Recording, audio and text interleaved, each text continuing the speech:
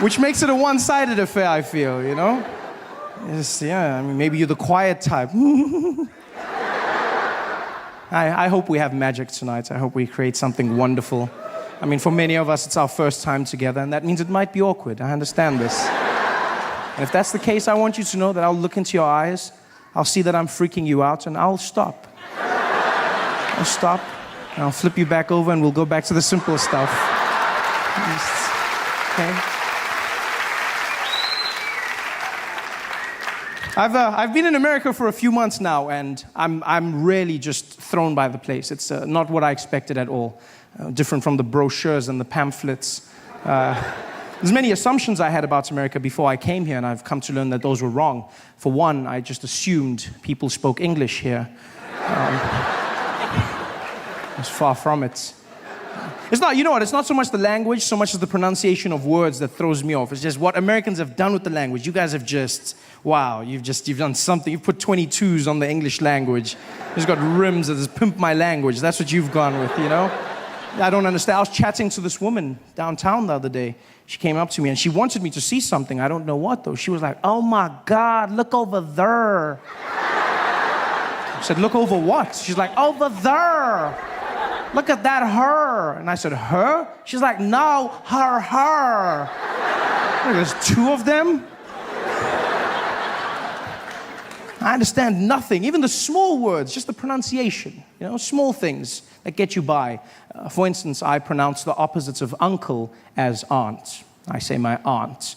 Out here, you say my aunt, which to me is an insect, which made me look like an ass when my friend told me his aunt died. And I was like, so what? There's tons of those out there.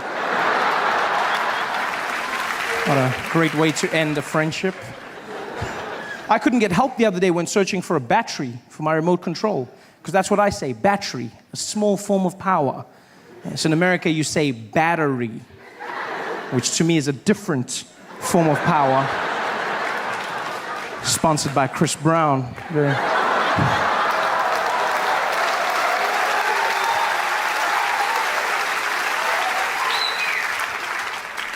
And you know what, I understand. We live on different sides of the globe, so it's fine. The language will evolve. This is something I've come to understand. But I hope I change one thing in your hearts forever. Just one thing. And that is that animal in the wild that looks like a horse. It has black and white stripes. Yeah, do me a favor. From now on, please, it's not zebra, okay? It's zebra. Yeah? Just like it's not Debra, it's Deborah.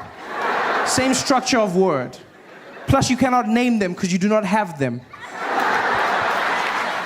Zebra. This is madness. Everything out here is different. Do you know how hard it is to learn when you come out here? You have to change everything. There's the measurement system, which is just, I mean, America, you guys have your own thing, the imperial system, you know? On my side of the world, we use the metric system, and by my side, I mean the rest of the world, you know? We have the metric system, which is, amongst other things, very efficient. It's a very simple process. You know, everything goes into each other. And out here you have imperial, which is fine. I mean, I won't judge you. If you want to be imaginary, that's up to you. But I just feel like there's some consistency that's needed. Small things. Like, for instance, when we abbreviate our small measurement, milligrams, we use mg, milligrams. Mg, milligrams. And you guys have ounces, which you then abbreviate OZ. There's no Z in the word, ounces. I don't know. That's pale in comparison to what you've done with pounds. That for me, please explain to me how the abbreviation for pounds became LBS. Pounds. I look like the idiot walking into the store going, could I please have the 2 labs bag of sugar? Guy was like, you mean pounds? I said, I don't see the P, no, I don't. She said, well, it means pounds. It's not LBS. A lot of bullshit. That's what it stands for. This is horrible.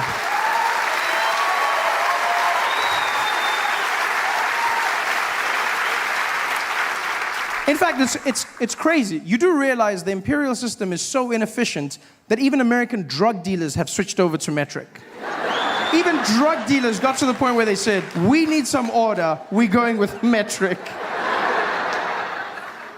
And I honestly thought this was an anomaly. I thought, you know what, this is just one of those things, it's a coincidence, but it's not. Americans do not care about abbreviation nor the English language. They don't give a damn. I learned this in the small things. Like for instance, when I was in Tennessee, I stumbled on an organization known as the Ku Klux Klan. You heard of them? Worst magic show ever. Guy gave me a pamphlet, he was like, come and see the Grand Wizard. Grand Wizard, the Grand Wizard. Didn't do one trick. Not even one trick. I mean, I noticed a few black people disappear, but I mean, that's not magic. No, that's just Reaganomics. I wasn't impressed by that. Like, where's the magic? I sat there forever. These guys running around in their sheets. The KKK, as they're affectionately known. Has nobody bothered to tell them ever that you do not spell Klan with a K? Nobody stopped. Even in America, Klan is spelt with a C. The Ku Klux Klan, they're the KKC, not the KKK. You realize that? Ku Klux Klan.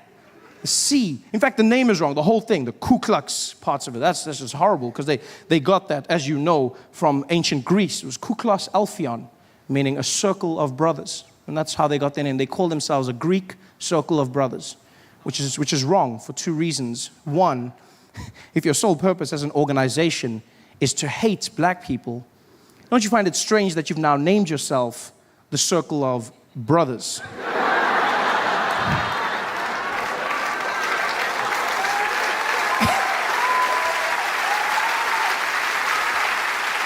And secondly, do they realize that in ancient Greece, circles of brothers were doing very different things with one another?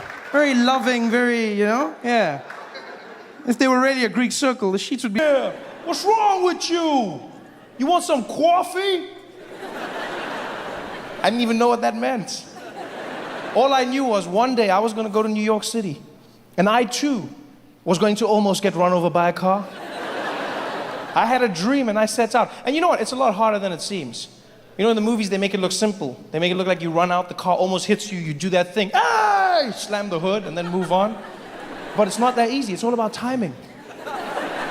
It's all about timing. It's all about being precise. You have to get out there at the exact same time that the taxi is there so that it stops so that you can hit the hood, right? If you don't have the guts and you come out too late, the car's gone. It's a waste of everyone's time.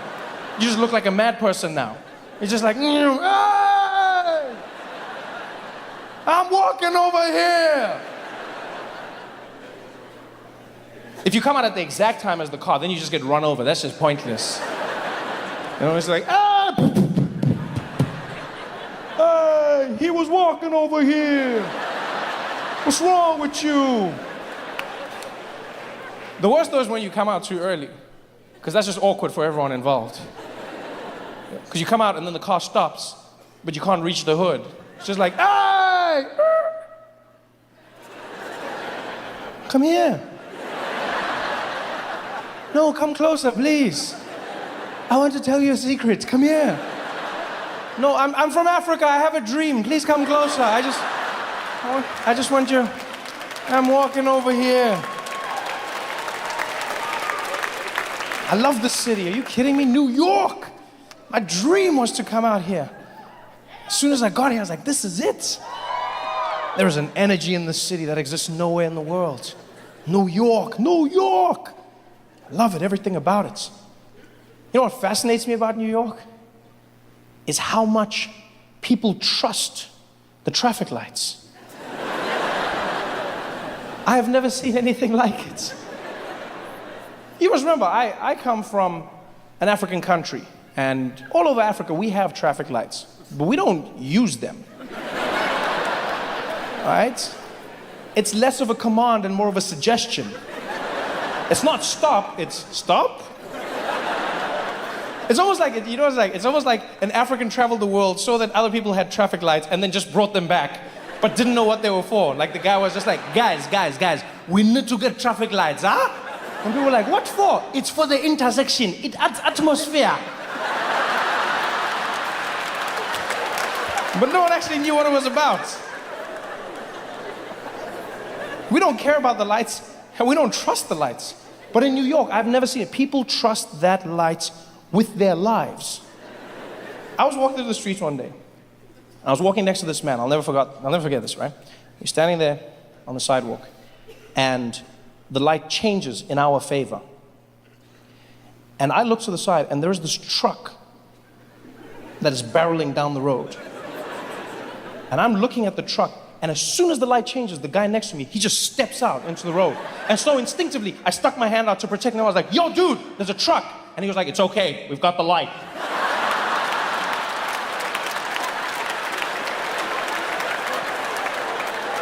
I said, yeah, and he has a truck. In a game of rock, paper, scissors, you lose. But he was so confident. He was like, it's okay, we got the light. Come on, let's go. And he walked out there. He didn't just walk out. He stared that truck driver down as he was crossing, just looking at him like, I've got the light. I've got the light. You know I've got the light. You know I've got that light. I was running behind him all apologetic. I'm sorry, I didn't know. I'm sorry, I would have stopped. I've never done this before. I'm so sorry.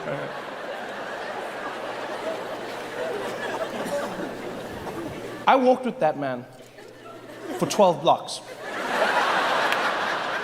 And let me tell you, I have never been imbued with the confidence of another human being the way I was with him. I started that day thinking and pondering before stepping out. And after a few blocks with him, I started believing. And after 8 blocks, it was the only way I knew how to live. I had my phone out. I was tweeting and texting. I didn't play games. I'd be looking down, look up, the light would change, and I was out. I didn't care if a truck or a train was coming towards me. I was out. Because I've come to realize in America, if you've got the white man on your side, you can do whatever you like.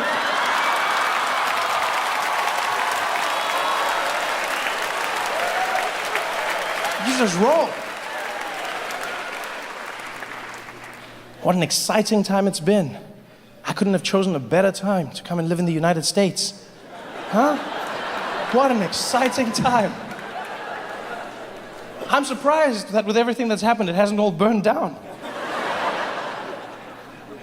I've been coming to the United States on and off, visiting for almost 10 years. And what was great about visiting on and off was I got to experience America in snapshots. You know, I would feel what the people were feeling. I would get an idea of what the populace was going through.